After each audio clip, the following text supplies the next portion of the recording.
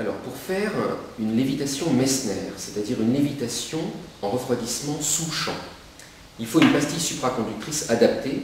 Toutes les pastilles ne permettent pas cette lévitation Messner, celle-ci le permet.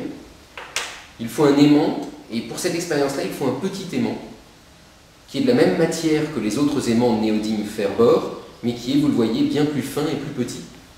Et puis il faut une coupelle qui va permettre de contenir l'azote. On va commencer par refroidir le supraconducteur avec l'aimant dessus dès le début. C'est ça le point clé de cette expérience.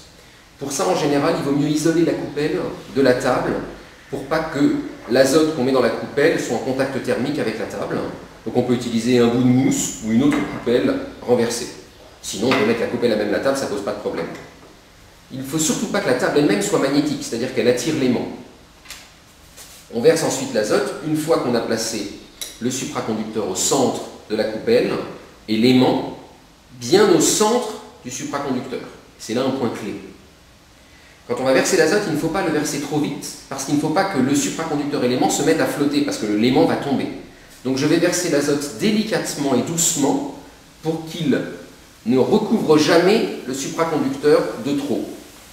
Vous voyez ici, l'azote se met à bouillir au contact de la coupelle, mais il ne recouvre pas trop le supraconducteur, donc l'aimant ne se met pas à flotter. La coupelle est en train de refroidir. On voit ces petites bulles, ces petites cheminées caractéristiques. Quand ces cheminées vont disparaître, ça voudra dire que la coupelle aura refroidi à la température de l'azote. Vous voyez qu'ici, l'azote doit venir en regard de la pastille.